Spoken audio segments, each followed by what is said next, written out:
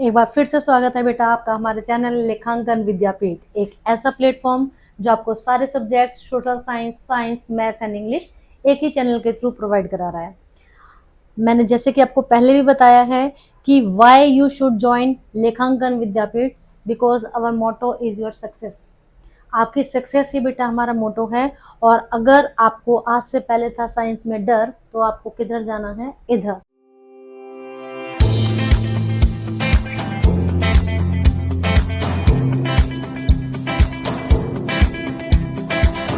I am Ritu Sharma, having 18 plus years of experience in my teaching field, and we are doing the most scoring chapter of bio, that is tissue. तो इससे पहले भी बेटा हम लोग इस chapter की आपको वीडियोस प्रोवाइड करवा चुके हैं। आई होप आप लोगों ने वीडियोस देखी हैं। और अगर किसी बच्चे ने अभी तक हमारा चैनल सब्सक्राइब नहीं किया है, तो सबसे पहले आपको क्या करना है? हमारा चैनल सब्सक्राइब करना है। लास्ट टाइम बेटा हम लोगों ने सिंपल परमानेंट टिश्यू के बारे में पढ़ा था। अब हम लोग सिंपल परमानेंट टिश्यू और कॉम्प्लेक्स परमानेंट टिश्यू, इन दोनों के बीच में कुछ न्यू टर्म्स हैं। जब हम इन न्यू टर्म्स को जान लेंगे, उसके बाद कॉम्प्लेक्स परमानेंट टिश्यू जो है वो हमें थोड़ा अच्छे से समझ में आ जाएगा। तो चलिए स्टार्ट करते हैं। एक टर्म है बेटा हमारे पास, दिस इज एपिडर्मिस। एपिडर्मिस क्या होती है? तो एपिडर्मिस को जानने के लिए देखो जी, बायो में डर्म वर्ड का मतलब होता है बेटा स्किन, ठीक है। डर्म वर्ड का मतलब स्किन एंड एपी का मतलब बाहर की तरफ। ये आप चीज दिमाग में रख लेना कि DERM means skin, that's why the specialist doctors of skin is known as dermatologist, ठीक है जी। तो एपिडर्मिस क्या चीज है? Outer most layer of cells, usually single layer. किसी भी प्लांट के पार्ट में जो सबसे ऊपर वाली लेयर होती है सेल की, दैट इज कॉल्ड एपिडर्मिस। और इसके अंदर जो टिश्यू प्रेजेंट है ना, उसको हम लोग प्रोटेक्टिव टिश्यू बोलते हैं। अब इस एपिडर्मिस का क्या काम है बेटा? Protects plant from injury, loss of water and attack by fungi. ये आपको लर्न करना है। जैसे कि हम लोगों के घरों में क्या चीज है, हमारा जो रूम है इसके चारों तरफ क्या बनी हुई है बेटा? वॉल्स। वॉल्स हमें हीट, रेन, वाटर, इन सब चीजों से प्रोटेक्ट करने का काम कर रही है। ठीक इसी तरह से हमने क्या पढ़ा था कि प्लांट की आउटर मोस्ट कवरिंग क्या होती है? हमारी सेल वॉल। अब सेल वॉल के अंदर की तरफ जो हमारी लेयर सेल की पाई जाती हैं, सबसे ऊपर वाली लेयर को बोलते हैं हम लोग एपिडर्मिस। अब कुछ प्लांट्स के अंदर ये क्या करती है epidermis? In some plants secrete a waxy coating, और इसका नाम हो जाता है cutin, to prevent water loss. अब ऐसा ये इन सम प्लांट्स का मतलब कौन से प्लांट्स? स्पेशली जो हमारे जीरोफाइट्स हैं। जीरोफाइट्स का मतलब डेजर्ट एरिया में उगने वाले प्लांट, रेगिस्तान में उगने वाले प्लांट। अब क्यों ऐसा पाया जा रहा है वहां पर? क्योंकि हमें पता है ऑलरेडी डेजर्ट में क्या है? पानी की कमी है, ठीक है। और जो प्लांट की बॉडी के ऊपर स्टोमेटास प्रेजेंट है, उनकी वजह से क्या होगा? ट्रांसपिरेशन के थ्रू वाटर का ज्यादा लॉस होता रहता है। एक तो उसको प्रिवेंट करने के लिए भी हम आगे पढ़ेंगे, जो एक्वेटिक प्लांट, सॉरी, जो जीरोफाइट्स प्लांट होते हैं, उनकी बॉडी के ऊपर क्या देखा है? वो पाए जाते हैं स्पाइंस। देखो जैसे मैं बता रही हूँ आपको, इधर बना देते हैं। कैक्टस का प्लांट बेटा सब बच्चों ने देख रखा ना, तो उसके ऊपर हम लोग क्या देखते हैं कि उसमें जगह जगह स्पाइंस या थ्रॉन्स पाए जाते हैं। क्यों पाए जाते हैं? क्योंकि सारे के सारे स्टोमेटा अगर ओपन रहेंगे तो वहां पर पानी का ज्यादा लॉस हो जाएगा। ऑलरेडी वहां पर पानी की कमी है। अब ऐसा ना हो, दूसरा प्रिवेंशन क्या किया भगवान ने कि इन प्लांट्स के ऊपर, इनकी जो स्टेम है या पूरी बॉडी के ऊपर जो एपिडर्मिस है, वहां पर ये एपिडर्मिस एक वैक्सी कोटिंग सिक्रेट कर रही है। वैक्सी कोटिंग की पूरी लेयर पाई जाती है, जो कि क्या कर रही है? वाटर लॉस से प्रिवेंट करने का काम कर रही है। स्पेशल स्ट्रक्चर्स, हम लोगों ने ये बात पढ़ रखी है कि stomata are the respiratory organ of a plant. तो pores in epidermis mainly leaves, plant की लीव्स के अंदर कुछ माइन्यूट्स होल्स पाए जाते हैं, जिन होल्स का नाम होता है स्टोमेटा। और ये स्टोमेटा का क्या काम है? एक्सचेंज ऑफ गैसेस, ठीक है। गैसेस का एक्सचेंज करते हैं, मीन्स ऑक्सीजन को अंदर ले रहे हैं रेस्पिरेशन के प्रोसेस के लिए, कार्बन डाइऑक्साइड को बाहर निकाल रहे हैं। इन्हीं होल्स के थ्रू फोटोसिंथेसिस के प्रोसेस के लिए कार्बन डाइऑक्साइड अंदर एंटर कर रही है और ऑक्सीजन जो है एज अ वेस्ट बाहर रिलीज होती है, ठीक है। साथ साथ में वाटर वेपर भी होती है एंड हेल्प्स इन ट्रांसपिरेशन। अब आप पूछोगे कि मैडम ये ट्रांसपिरेशन क्या होता है। देखो जी, आप लोगों को ये बात मालूम है कि अगर किसी भी वाटर बॉडी से पानी जो है वो भाप बनकर ऊपर जा रहा है सन की हीट की वजह से, तो तब हम लोग इस प्रोसेस को क्या बोल रहे थे बेटा, इवापोरेशन। सेम प्रोसेस अगर हमारा प्लांट की लीव के थ्रू होता है। अब देखो एक बार मैं आपको डायग्राम बनाकर दिखाती हूँ जरा, ताकि आपको आसानी से समझ में आ जाए। हम लोगों को ये बात मालूम है कि कोई भी प्लांट की लीव के ऊपर कुछ माइन्यूट्स होल्स पाए जाते हैं। ये होल्स बेटा हम लोगों को नेक्ड आई से नजर नहीं आते, ये हमें माइक्रोस्कोप से ही नजर आएंगे। इन होल्स का काम है स्टोमेटा। तो एक तो रेस्पिरेशन हो रहा है इन्हीं होल्स के थ्रू, गैसेस का एक्सचेंज हो रहा है, साथ साथ में प्लांट की बॉडी के अंदर अगर एक्स्ट्रा अमाउंट में वाटर अक्यूमुलेट हो जाता है, मतलब कि ज्यादा पानी अगर प्लांट की बॉडी के अंदर इकट्ठा हो गया है, ऑब्वियसली बात है excess of everything is bad, तो जो एक्स्ट्रा अमाउंट का वाटर है ना वो क्या होगा, इस सन की हीट की वजह से वो इवोपरेट हो जाएगा। जिस समय प्लांट की लीव्स के थ्रू पानी का लॉस होता है in the form of water vapour, then this process is known as transpiration. तो ट्रांसपिरेशन भी किसके थ्रू हो रहा है, स्टोमेटा के थ्रू हो रहा है, ठीक है। अब आप यहाँ पर देखो डायग्राम दिखा रखा है ये जो होल है ना बेटा हमारा, दिस इज स्टोमेटा, और इस स्टोमेटा को दोनों तरफ से आप ये देखो, ये दो सेल हैं जो जिनकी शेप हमें किडनी बीन जैसी लग रही है, राजमा की जैसी, इनका नाम है गार्ड सेल। ये जो गार्ड सेल हैं वो स्टोमेटा को क्लोज और ओपन करने का काम करते हैं। तो आपको क्वेश्चन आता है what is stomata, list its two function, name the cell which regulate the opening and closing of stomata. तो स्टोमेटा जो है वो माइन्यूट होल्स हैं जो कि प्लांट की लीफ की सरफेस पर पाए जाते हैं। इनके दो फंक्शन है, एक तो गैसेस का एक्सचेंज करना, साथ साथ में ट्रांसपिरेशन में हेल्प करना। अब इनको ओपन और क्लोज करने के लिए कौन रिस्पॉन्सिबल है, गार्ड सेल। अभी हम कैसे वो ओपन एंड क्लोज करते हैं वो पढ़ेंगे। इसके बाद root hairs, in root hairs का प्लांट के अंदर क्या काम है, increases absorptive surface area of roots. अब एक बार मैं अगेन आपको डायग्राम के थ्रू बता देती हूँ। जिस तरह से केमिस्ट्री में हम लोगों को केमिकल इक्वेशंस फॉर्मूलाज की जरूरत पड़ती है, इसी तरह से बायो में बार बार हम लोगों को डायग्राम्स की जरूरत पड़ती है। तो जो रूट है, बेसिकली प्लांट्स के अंदर जो रूट है वो दो तरीके की पाई जाती हैं, टैप रूट या फिर फाइब्रस रूट, ठीक है। ये मैंने एक टैप रूट बनाई है। इसमें हम क्या देखते हैं कि टैप रूट के अंदर क्या होता है, बहुत सारे ऐसे हेयर जैसे स्ट्रक्चर्स पाए जाते हैं जिनको बोला जाता है रूट हेयर। इन रूट हेयर का क्या काम है, क्यों पाए जा रहे हैं, सिंपल सी एक मेन प्राइमरी रूट, उसके बाद बस ये सेकेंडरी रूट। क्यों इतना नहीं होता जी, वहां पर हेयर जैसे स्ट्रक्चर्स क्यों पाए जा रहे हैं, ताकि ज्यादा से ज्यादा क्या हो, एरिया इंक्रीज हो। जितना ज़्यादा एरिया इंक्रीज होगा उतना ही ज़्यादा ये सॉइल से वाटर एंड मिनरल्स को एब्जॉर्ब करके लेकर आएंगे। तो ये 3-4 टर्म्स ऐसी थी बेटा हमारी जो हमें प्लांट की फीचर्स को जानने में हेल्प कर रही हैं, प्लस साथ साथ में अभी हम आगे जो टॉपिक पढ़ने जा रहे हैं कॉम्प्लेक्स परमानेंट टिश्यू, उसको पढ़ने में हमारी हेल्प करेंगे। क्लियर है जी। तो यहाँ से क्वेश्चन आता है एपिडर्मिस का रोल बताइए। एपिडर्मिस का रोल हमने पढ़ लिया है कि प्लांट को इंजरी से प्रोटेक्ट करने का काम कर रहा है, लॉस ऑफ वाटर से प्रोटेक्ट कर रहा है, साथ साथ में अटैक बाय फंगाई। और ऐसे कौन से प्लांट हैं जिनमें एक वैक्सी कोटिंग पाई जाती है, डेजर्ट एरिया के प्लांट में क्यों पाई जाती है वैक्सी कोटिंग, वो भी हमने पढ़ लिया। चलिए अब आगे करते हैं। थर्ड जो स्पेशल टर्म है हमारी, that is called cork. Protective tissue जो था हमारा एपिडर्मिस, वो ही आगे जाकर कॉर्क की फॉर्म में कन्वर्ट हो जाता है। As plants grow older, outer epidermis is replaced by cork. जैसे कि हम लोगों ने मेरिस्मेटिक टिश्यू में पढ़ा था कि जब तक प्लांट के अंदर डिवाइडेशन चल रही है सेल्स में, तो तब तक उस ग्रोइंग टिश्यू का नाम था मेरिस्मेटिक टिश्यू, ठीक है। और जब उसमें डिवाइड होने की कैपेसिटी सेल्स की खत्म हो गई है, जब प्लांट्स के अंदर डिफरेंशिएशन स्टार्ट हो गया, तो तब उस टिश्यू का नाम चेंज होकर क्या हो गया था, परमानेंट टिश्यू। ठीक इसी तरह से जो स्टार्टिंग में आउटर मोस्ट लेयर थी, उसी को जैसे जैसे प्लांट हमारा ग्रो करता जाता है, एपिडर्मिस की जगह किसने ले ली? कॉर्क ने।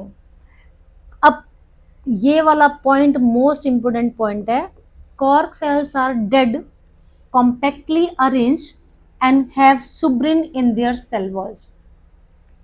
जो कॉर्क है, जैसे आप लोगों ने बहुत पुराने पेड़ देखे ना, बनियन ट्री, नीम ट्री, पीपल ट्री, जो उनका ट्रंक होता है मोटा सा तना है क्योंकि, तो उसको हम स्टेम ना बोलकर ट्रंक बोलते हैं। तो आपने देखा जो उनकी बाहर वाली जो छाल है ना, बार्क जिसको हम लोग बोलते हैं, सबसे आउटर मोस्ट कवरिंग, वो क्या देखते हो आप? ब्राउन से कलर की है, और कई जगह वो ऐसा लगता है कि बिल्कुल शीट के फॉर्म में नहीं है, कहीं पर टूटी फूटी सी लगती है।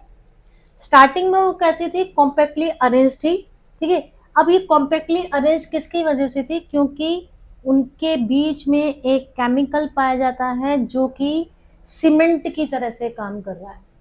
जब एक वॉल को एक मेसन बनाता है तो क्या करता है?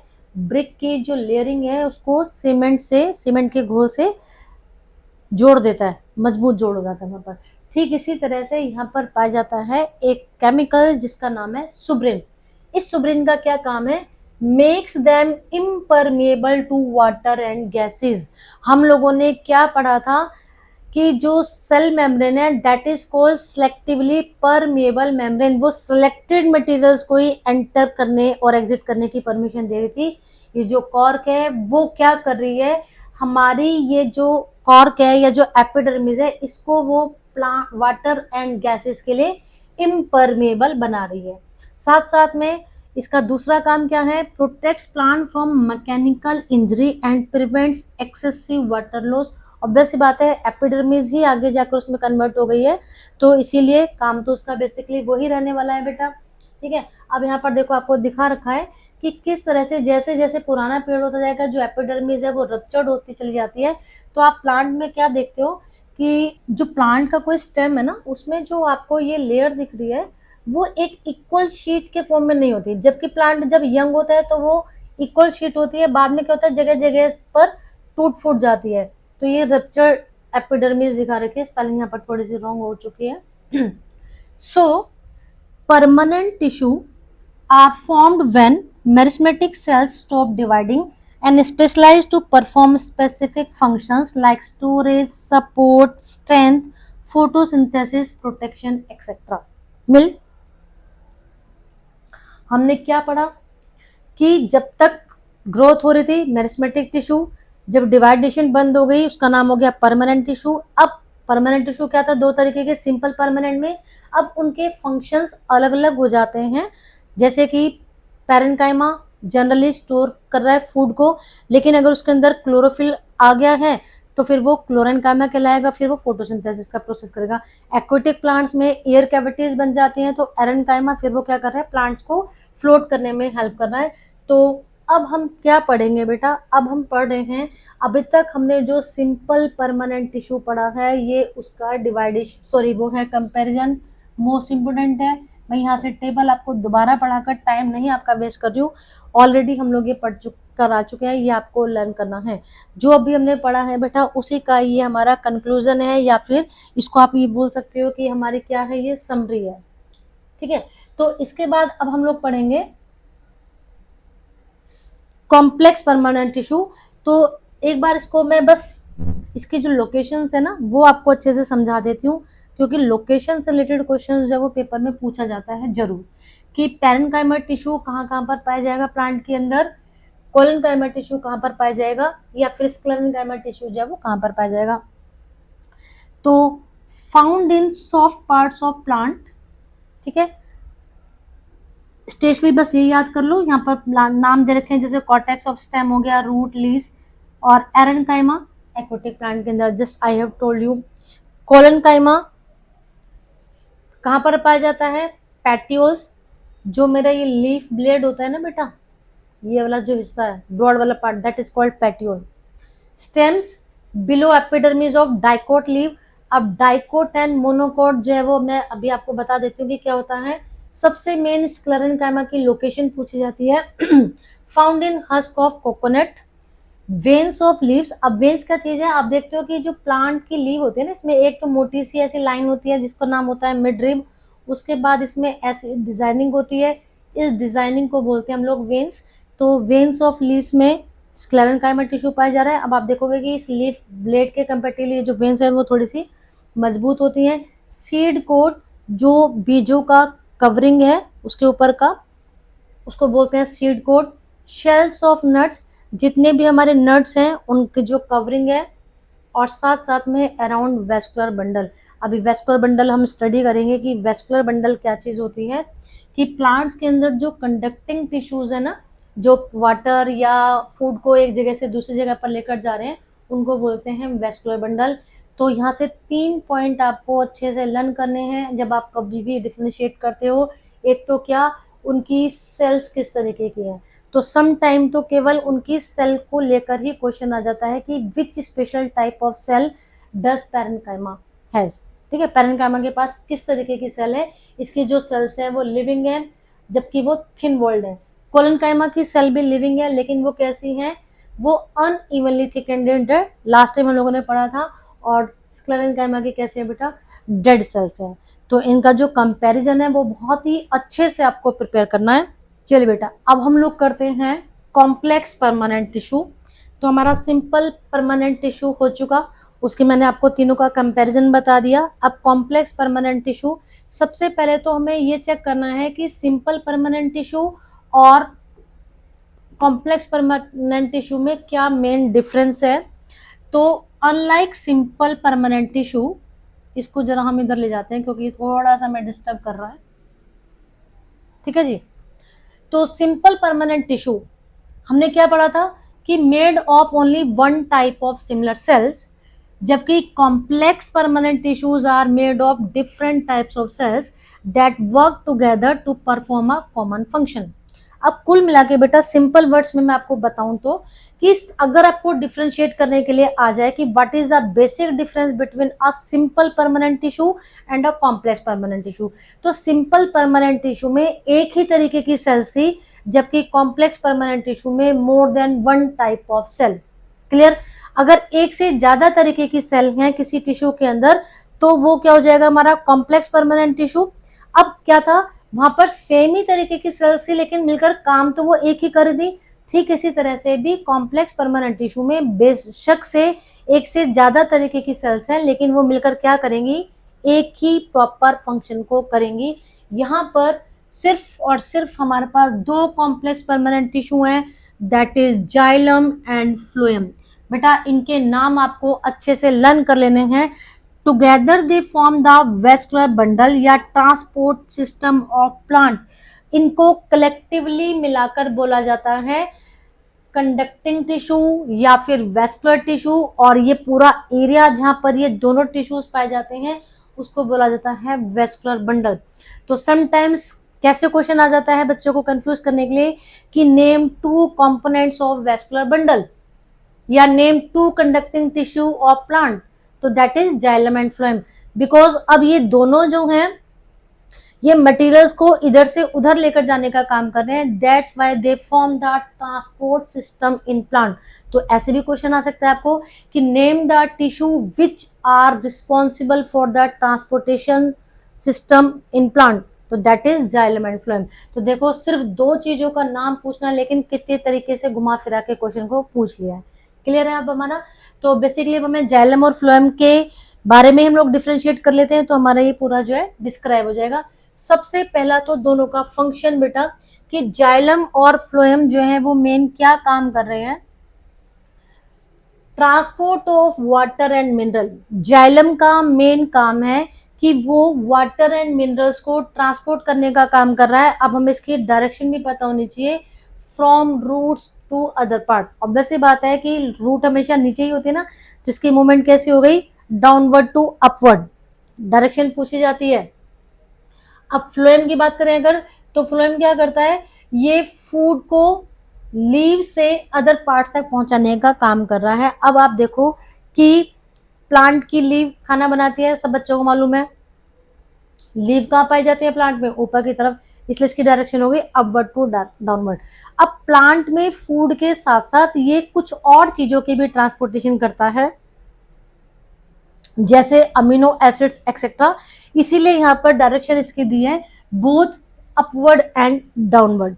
क्लियर? तो इसमें कंफ्यूज मत होना कि मैडम लीव तो ऊपर ही होती है तो डाउनवर्ड मूवमेंट क्यों दे रखी है। अब डायरेक्शन ऑफ ट्रांसपोर्ट एक बार दोबारा से हम इसको अच्छे से समझ रहे हैं कि यूनिडायरेक्शनल। यूनिडायरेक्शनल का मतलब केवल एक ही डायरेक्शन में, डाउनवर्ड टू अपवर्ड, जबकि इसकी बाई डायरेक्शनल, बाई का मतलब दोनों तरफ, लीव से लेकर ऑल प्लांट, मतलब कि लीव से ऊपर तो ऊपर से आ रहा है जी, अब साइड साइड में भी क्योंकि ब्रांचेज है वहां तक भी तो खाना पहुंचेगा, तो ईच एंड एवरी पार्ट तक खाने को पहुंचाने का काम करना है इस फ्लोएम ने, इसीलिए इसकी डायरेक्शनल जो है वो अपवर्ड टू डाउनवर्ड तो है, इस साथ साथ में भी साइडवेज में भी है। अब इसकी पढ़ते हैं types of cells, the most important part, इसको कंपोनेंट भी बोला जाता है। आपको सम टाइम क्वेश्चन ऐसे आएगा कि पेन थोड़ा सा थिन वाला ले लेते हैं ताकि आसानी से लिख पाऊं।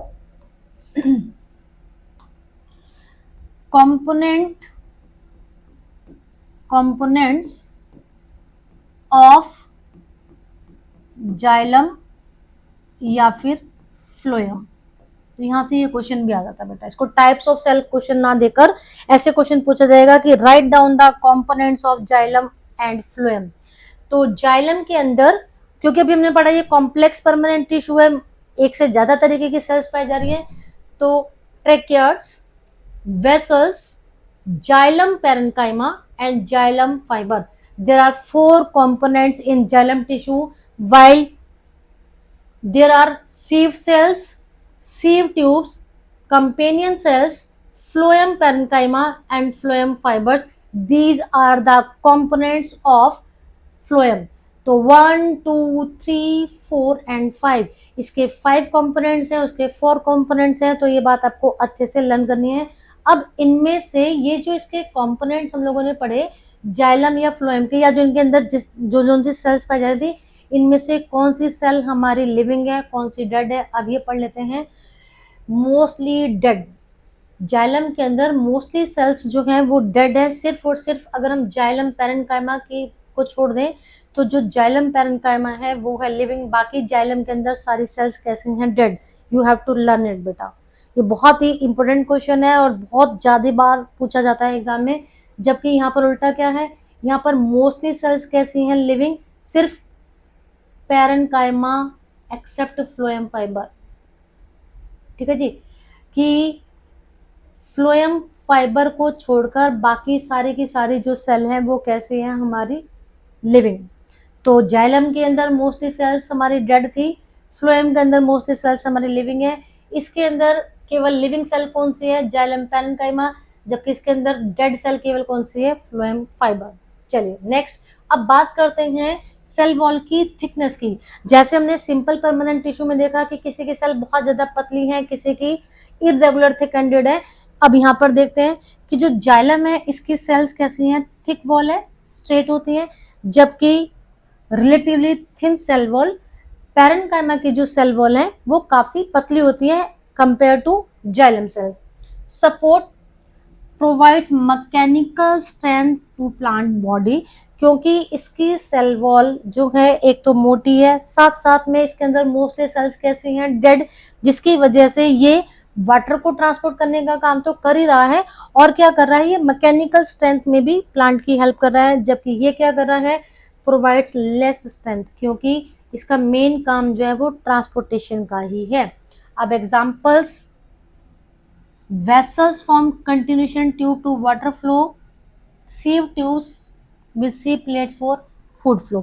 तो ये नीचे वाला पॉइंट इतना ज्यादा इंपॉर्टेंट नहीं है, बाकी के ऊपर के सारे पॉइंट आपको अच्छे से प्रिपेयर करने हैं। चलिए जी नेक्स्ट वाला देखते हैं। अब यहाँ पर हमें इनके स्ट्रक्चर की कुछ पिक्चर्स दिखा रखी हैं। ये देखिए जाइलम ट्रेकियार्ड कुछ इस तरीके का दिखाई देता है। अब वेसल्स इस तरीके का है, xylem parenchyma, this is parenchyma, spelling error है यहाँ पर, ठीक है। अब ये फ्लोएम का सेक्शन दिखा रखा है, फ्लोएम के अंदर सीव ट्यूब, क्योंकि फ्लोएम की जो वॉल्स हैं वो परफोरेटेड होती हैं, ठीक है। अब ये आपका एनसीईआरटी की बुक में बेटा अच्छे से डायग्राम दे रखा है, आप वहां से एक बार प्रिपेयर कर लेना। यहाँ से क्वेश्चन आता नहीं है, सिर्फ आपको अपने नॉलेज के लिए एक बार देख लेना है वहां से क्वेश्चन। चलिए अब आ जाती है बात इस चैप्टर का एक कॉम्प्लिकेटेड पोर्शन। बच्चों को काफी ज्यादा डर लगता है इस वाले पोर्शन से, बट हमें तो क्या करना है, इसको इजी वे में पढ़ना है बेटा। Animal tissue. अभी तक हमने जिन टिश्यूज के बारे में पढ़ा था वो थे हमारे प्लांट टिश्यू। अब हम लोग बात करने जा रहे हैं एनिमल टिश्यू की। तो ऑब्वियसली बात है, tissues in animals are group of cells performing a specific function. तो सेम डिफाइन थी प्लांट्स के अंदर भी कि tissues in plants are group of cells performing specific function. जैसे जाइलम का काम केवल वाटर और मिनरल्स को ट्रांसपोर्ट करना था और पेरेन्काइमा का काम फूड स्टोर करने का था, जबकि फ्लोएम का काम क्या है, फूड को ट्रांसपोर्ट करना। ठीक इसी तरह से एनिमल्स की बॉडी भी क्योंकि मल्टी सेलुलर है तो वहां पर भी अलग अलग काम करने के लिए अलग अलग ग्रुप ऑफ सेल्स जो है वो मिलकर बन गए हैं और इनको नाम दे दिया गया tissue. There are 4 main types of animal tissue. Number 1 epithelial tissue. नाम याद रखने हैं पहले तो, क्योंकि कई बार केवल 2 नंबर के क्वेश्चन में एनिमल टिश्यू की टाइप ही पूछ लेते हैं। ठीक है, तो epithelial tissue, connective tissue, muscular tissue and nervous tissue. इस चैप्टर में हम 4 तरीके के एनिमल टिश्यू को पढ़ेंगे। चारों के नाम 2 मार्कर क्वेश्चन हो गया। अब पढ़ लेते हैं जी एपिथेलियल टिश्यू का बेसिक फंक्शन। यहाँ पर सबके बेसिक फंक्शन दे रखे हैं, अब हम पढ़ेंगे उसमें भी आगे सब टाइप्स पाई जाती हैं। सिर्फ अगर मैं एपिथेलियल की ही बात करूं तो जनरली एपिथेलियल का मेन काम है covers and protects the body. ठीक है, इसका मतलब मेरी बॉडी के ऊपर वाली जो लेयर है वो पूरा का पूरा एपिथेलियल टिश्यू की होगी। इसके बाद कनेक्टिव टिश्यूज का नाम से पता लग रहा है कनेक्टिव टिश्यू, तो supports and connects parts of body. ऐसा एक टिश्यू जो अपने काम के थ्रू एक बॉडी पार्ट को दूसरे बॉडी पार्ट से कनेक्ट करने का काम कर रहा है। That's why blood is the example of connective tissue. साथ साथ में bone also. Muscular tissue helps in movement. सब बच्चों को मालूम है कि हमारी मांसपेशियों की वजह से, मसल्स की वजह से हमारे हाथ पैरों में मसल्स पाई जाती है, मस्कुलर टिश्यू पाया जाता है, जिसकी वजह से हम लोग मूवमेंट कर पाते हैं। तो जितने भी मस्कुलर ऑर्गन है उन सब में मूवमेंट हो पा रही है। ठीक है जी। Next, nervous tissue transmit messages. Brain तक मैसेज को लेकर जाना, ब्रेन से वापस मैसेज को लेकर आना, बॉडी पार्ट तक पहुंचाना, ये सब काम कौन कर रहा है, हमारा नर्वस टिश्यू। तो यहाँ पर देखो बेटा हमारा दिखा रखा है कि जो मेरा ये स्टमक है ये एक मस्कुलर ऑर्गन है, that's why muscular tissue is present here. अब क्योंकि ये मस्कुलर टिश्यू का एग्जांपल है, देखो स्मूथ मसल सेल्स। अब इन स्मूथ मसल सेल्स के आपको माइक्रोस्कोपिक स्ट्रक्चर दिखा रखा है। चलिए अब आगे बढ़ते हैं। अब 1 बाय 1 हम क्या करेंगे, इनको थोड़ा डिटेल में पढ़ेंगे। तो पहला आ जाता है हमारा एपिथेलियल टिश्यू। इसका फंक्शन अभी हमने पढ़ ही लिया था यहाँ तक का। ठीक है, स्ट्रक्चर कैसा है, are tightly packed, very little intercellular spaces. Obviously बात है, जब टाइटली पैक्ड होंगे तो इंटरसेलुलर स्पेसेस तो या तो होगा ही नहीं, और अगर होगा तो बहुत कम। Form a continuous sheet. Special feature always rest on a basement membrane. तो चलिए जब हम इसकी टाइप पढ़ेंगे तब हमें बहुत अच्छे से समझ में आएगा। सबसे पहला जो मेरा एपिथेलियल टिश्यू की टाइप है ना बेटा, उसका नाम है सिंपल स्क्वेमियस एपिथेलियल। नाम याद रखने हैं, टिपिकल जरूर है थोड़ा सा, बट जब आप समझ के करोगे तो आसान लगेगा। Simple squamous epithelial cell. इसकी सेल्स की क्या स्पेशलिटी है, थिन होती है इसकी cells, flat, thin and flat पढ़ लो कि जबकि जो फ्लैट वाली है वो हो गई मेरी सिंपल स्क्वेमियस। इसका काम क्या है, allow easy exchange of substances. Substances को का इजी एक्सचेंज करने में हेल्प करता है। लोकेशन कहाँ कहाँ पर पाया जा रहा है, lining of lungs, blood vessels, kidney tubules. अब देखो जरा,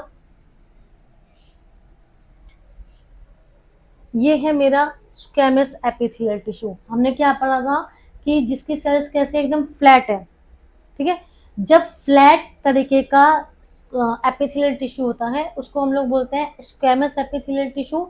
और ये जो टिश्यू है ये हमारा कहाँ कहाँ पर पाया जा रहा है, lining of lungs specially alveoli के अंदर, blood vessels and kidney tubules. अब आप लोगों को ये बात मालूम है बेटा कि we have one pair of lung,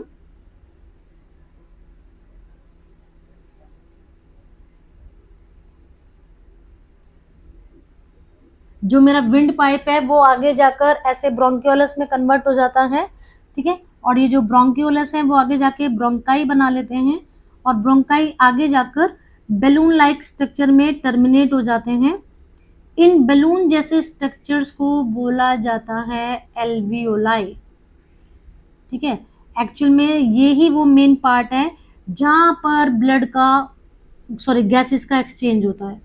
तो ये देखो यहाँ पर एल्वियोलाई के अंदर lining of lungs specially alveoli, squamous epithelial tissue, animal epithelial tissue या एनिमल टिश्यू से रिलेटेड क्वेश्चंस कैसे आते हैं बेटे, आपको इनकी टाइप पूछी जा सकती है, या ज्यादा से ज्यादा क्वेश्चंस कैसे आते हैं जहां पर डिफाइन या जिनमें डिफरेंशिएट करने के लिए आएगा मैं बता दूंगी। इस वाले एपिथेलियल वाले टॉपिक से क्वेश्चन कैसे आता है कि आपको पर्टिकुलरली एपिथेलियल टिश्यू की टाइप का नाम दे रखा होगा, आपसे लोकेशन पूछी जाएगी कि भाई बताओ स्ट्रेटिफाइड एपिथेलियल टिश्यू कहाँ पर पाया जा रहा है, स्क्वेमस एपिथेलियल टिश्यू कहाँ पर पाया जा रहा है, सिंपल स्क्वेमस एपिथेलियल कहाँ पर पाया जा रहा है, कॉलमनर कहाँ पर पाया जा रहा है, तो वो याद करने हैं। या फिर दूसरा क्या होगा कि आपको लोकेशंस दे रखी है मेरी बॉडी की अलग अलग, और आपसे पूछा जाएगा कि इन लोकेशंस में कौन से तरीके का एनिमल टिश्यू प्रेजेंट है। तो इसलिए बहुत ज़्यादा आपको वरी करने की जरूरत नहीं है, सिर्फ हर टाइप के टिश्यू की आपको दो दो तीन तीन लोकेशंस जो है वो अच्छे से बेटा आप समझ के करोगे, क्योंकि यहाँ पर क्या है, फ्लैट है, और सबसे मेन जो स्क्वेमस एपिथेलियल टिश्यू होता है ना उसका काम होता है इजी एक्सचेंज ऑफ सब्सटेंसेस। अभी मैंने आपको बताया कि एल्वियोलाई वो जगह है जहां पर कि ब्लड के अंदर ऑक्सीजन को मिला दिया जाता है और ब्लड के अंदर से कार्बन डाइऑक्साइड को ले लिया जाता है। तो जहां कहीं पर भी एक्सचेंज करने का काम हो रहा है, ठीक इसी तरह से हमने पढ़ा था किडनी का ट्यूब्यूल्स, वहां पर ब्लड के अंदर से नाइट्रोजनियस वेस्ट मटेरियल को अलग करने का काम किया जाता है। तो जहां कहीं पर भी इस तरीके का एक्सचेंज करने का कोई काम हो रहा है वहां पर स्क्वेमस एपिथेलियल टिश्यू पाया जाएगा, ठीक है। अब चलिए नेक्स्ट वाले टाइप का नाम है हमारा स्ट्रेटिफाइड स्क्वेमस एपिथेलियल। इसकी क्या स्पेशलिटी है कि इसमें ना बहुत सारी लेयर्स पाई जाती है, ये याद रख लो। इन लेयर्स की वजह से ही एक के ऊपर दूसरा, दूसरे के ऊपर तीसरा, ऐसे लेयर्स पाई जाती हैं जिसकी वजह से इसका नाम हो गया स्ट्रेटिफाइड। स्ट्रेटिफाइड का मतलब लेयर्स हो गई है। तो जब कभी भी स्क्वेमस एपिथेलियल टिश्यू लेयर्स के फॉर्म में पाया जा रहा है तो वहां पर stratified squamous epithelial tissue present होगा। इसका फंक्शन क्या होता है, protection against wear and tear, मतलब कि जो टूट फूट हो जाती है हमारे शरीर में उसको प्रोटेक्ट करना। लोकेशन स्किन, अब देखो अगर आप समझ के चलोगे, आपने देखा है कि अगर मान लो मुझे कोई इंजरी हो जाती है, मैं जा रही थी बाई चांस मैं गिर जाती हूँ, मेरा यहाँ पर छिल जाता है, यहाँ छिल गया या नी छिल गई, एल्बो छिल गई, तो क्या देखते हो कि पूरा क्या हड्डी दिख जाती है, ऐसा तो नहीं होता ना, ऊपर की खाल उतर जाती है, अभी तो अंदर तो सब कुछ है ना। तो जो मेरी स्किन है वो केवल एक लेयर कवरिंग नहीं है मेरी बॉडी के ऊपर, उसकी कई सारी लेयर्स पाई जाती हैं। अभी हमने यही पढ़ा था कि स्ट्रेटिफाइड स्क्वेमस एपिथेलियल लेयर्स के फॉर्म में, तो मेरी स्किन के अंदर कौन सा टिश्यू है, स्ट्रेटिफाइड। लाइनिंग ऑफ माउथ, जब आप अपना माउथ ओपन करते हो तो जो अंदर जो चिक्स दिख रहे हैं आपके, ठीक है, जो पिंकिश वाला पार्ट है, वहां पर भी सम टाइम क्या होता है कि खाना खाते खाते हमारा दांत लग जाता है, ब्लड आ जाता है, तो ऐसा तो नहीं है कि पूरा आर पार हो गया जी, तो वहां पर भी लेयर्स पाई जा रही है। स्ट्रेटिफाइड स्क्वेमस एपिथेलियल टिश्यू समझ के करोगे तो बेटा कभी कोई दिक्कत नहीं आने वाली है। चलिए नेक्स्ट है, अब एक बार मैं इसको इसका डायग्राम दिखा देती हूँ आपको। ये देखो जी, स्ट्रेटिफाइड लेयर्स पाई जा रही है यहाँ पर, ठीक है। तो जब लेयर्स होंगी, इन लेयर्स के कारण इसका क्या नाम हो गया, एक लेयर के ऊपर दूसरी लेयर, तीसरी लेयर, इसकी वजह से इसका नाम हो गया स्ट्रेटिफाइड स्क्वेमस एपिथेलियल टिश्यू। अब तीसरा वाला जो टाइप है मेरा उसका नाम है कॉलमनर एपिथेलियम। आप देखो जहां पर कॉलम की शेप में पाए जाएंगे, इसकी सेल्स की क्या स्पेशलिटी होती है, वो टॉल लंबी लंबी होती है पिलर के जैसी, और किसी भी पिलर को हम लोग कॉलम भी बोल देते हैं, इसीलिए जहां पर पिलर लाइक स्ट्रक्चर के फॉर्म में एपिथेलियल टिश्यू प्रेजेंट है तो वो हो गया हमारा कॉलमनर। इसका काम है एब्जॉर्प्शन एंड सिक्रीशन, जहां पर भी एब्जॉर्ब करना, किसी चीज के अंदर से किसी चीज को एब्जॉर्ब करना, या फिर अपने अंदर से कुछ सिक्रेट करना, इस तरीके के जो काम हो रहे हैं, तो वहां पर ये हमारा कॉलमनर एपिथेलियल टिश्यू पाया जाएगा। इसकी लोकेशन है इनर लाइनिंग ऑफ इंटेस्टाइन।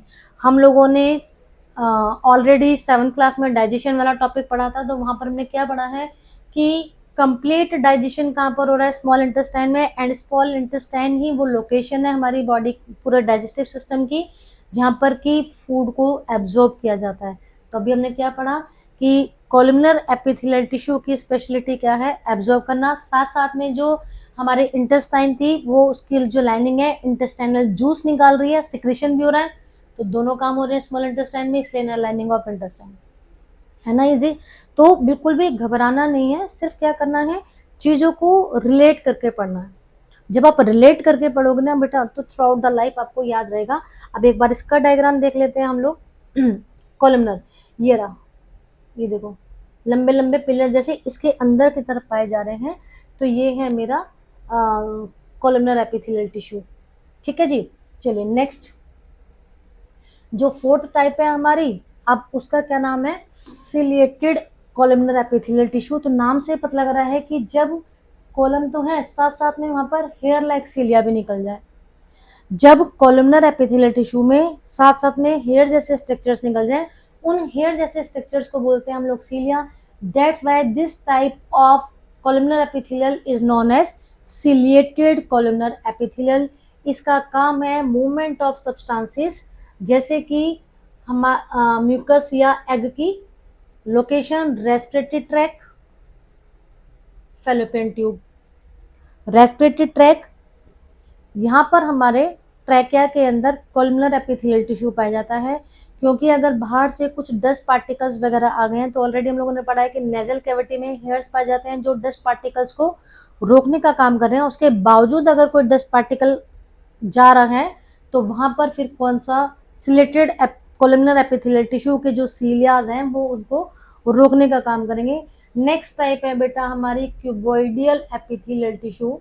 ये जो क्यूबॉइडल एपिथेलियल टिश्यू है, नाम से ही पता लग रहा है क्यूब शेप में होगा। ठीक है, अब इसका location ducts of gland, secretion, ये काफी हद तक हमारा नॉर्मल कॉलमनर एपिथेलियल टिश्यू की तरह से ही होता है, बस इसकी सेल की शेप कैसी होती है, क्यूब शेप में होती है। दोनों का काम सेम सेम है। नेक्स्ट आ गया ग्लैंडुलर एपिथेलियल टिश्यू। समटाइम क्या होता है कि यही जो मेरा क्यूबॉइडल एपिथेलियल टिश्यू था या कॉलमनर एपिथेलियल टिश्यू था, इसकी सेल्स जो है ना वो कभी कभी ग्लैंड्स के फॉर्म में मॉडिफाइड हो जाती हैं। तो अगर वो ग्लैंड्स की फॉर्म में मॉडिफाइड हो गई हैं, तो तब इस तरीके के टिश्यू का नाम हो गया ग्लैंडुलर एपिथेलियल टिश्यू। अब क्या होगा, क्योंकि ग्लैंड्स बन गई हैं तो वो सिक्रेट करेंगे अपने अंदर से एंजाइम्स, और साथ साथ में हार्मोन्स, म्यूकस एक्सेट्रा, जैसे कि स्लेवरी ग्लैंड। हमारी टंग के ऊपर स्लेवरी ग्लैंड प्रेजेंट होती है, जिसका काम होता है स्लाइवा को रिलीज करना, जिसके अंदर क्या पाया जाता है, एक एंजाइम, और उस एंजाइम का काम क्या है, हमारे स्टार्च को शुगर में कन्वर्ट करने का काम। उस एंजाइम का नाम बताओ, स्लाइवरी अमाइलेज। ठीक है बेटा। तो अब आगे का जो हमारा टॉपिक है सिर्फ थोड़ा बहुत है, जो कि हम अब नेक्स्ट कॉलम में करेंगे, क्या नेक्स्ट वीडियो में, सॉरी, क्योंकि अभी हमने एनिमल टिश्यू की सिर्फ एक ही टाइप पढ़ी है, बाकी कनेक्टिव टिश्यू वगैरह जो है इसके साथ ही अगर हम पढ़ लेंगे तो वो सारा हमारा होच पोच हो जाएगा। अभी आपको सिर्फ और सिर्फ एपिथेलियल टिश्यू पढ़ना है। आगे का कॉन्सेप्ट नेक्स्ट वीडियो में। आपके लिए होमवर्क, वीडियो को लाइक एंड शेयर करना है, चैनल को सब्सक्राइब करना है। तो मिलते हैं नेक्स्ट वीडियो में।